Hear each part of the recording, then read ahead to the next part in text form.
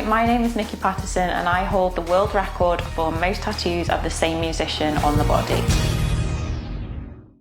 Hello again and welcome back to another one. And today we have a couple of topics to cover, including an update on the story that looked to jump out of Eminem's Bad Guy from MMLP2 when earlier this year, Eminem's home was broken into by a dude named Matthew. We also have more from Killshot producer illadaproducer, who recently answered questions about working with Eminem and how that changed things for him. And we now have a video, as you saw earlier, of the Eminem fan with the Guinness World Record.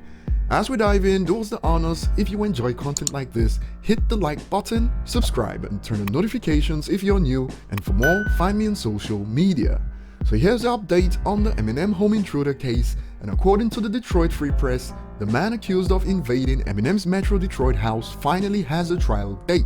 A trial is set for April 19th in Macomb County Circuit Court, which will be more than a year after Matthew David Hughes was charged with breaking into the rapper's Clinton Township home.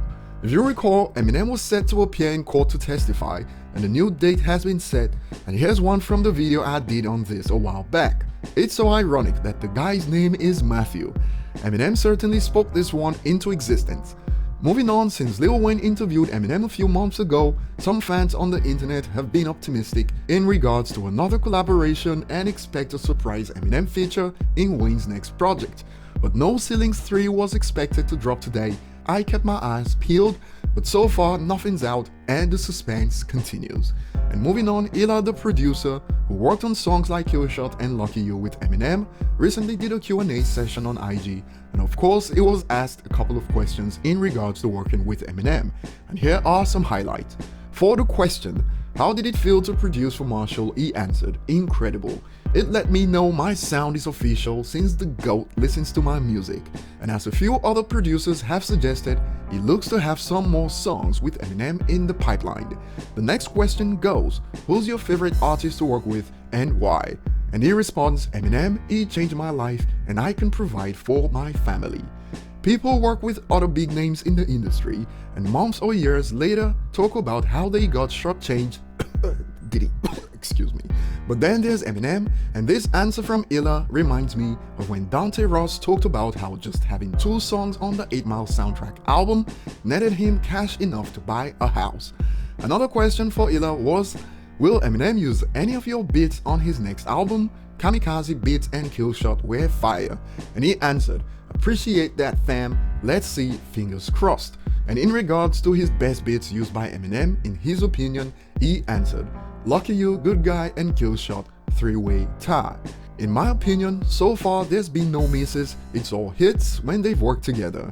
So I'm certainly looking out for more, but what do you guys think of their collaboration so far? Before we head to the next point, there's been a couple of notable changes for Eminem songs on streaming platforms. When I'm Gone has now topped 800 million views on this platform, and at this rate it will join the race for a billion views in a couple of months. And speaking on that, Till I Collapse recently surpassed 950 million streams on Spotify, while the unofficial video for Lose Yourself tops 980 million views. So be on the lookout for those two before the end of 2020. Next, Eminem superfan from the United Kingdom earned a Guinness World Record for most tattoos of the same musician tattooed on the body.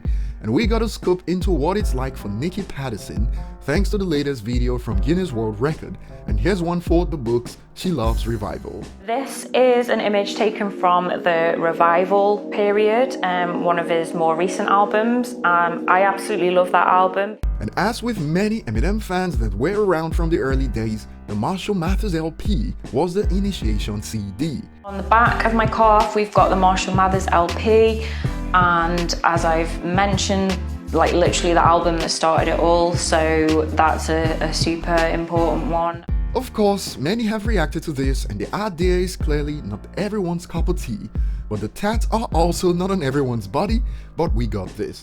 Is not even that good. Like your opinion of an artist has anything to do with this news to begin with, since Nikki evidently thinks otherwise, hence the tats. And the talented artist got some props based on the detailed results. Her artist is really dope fire.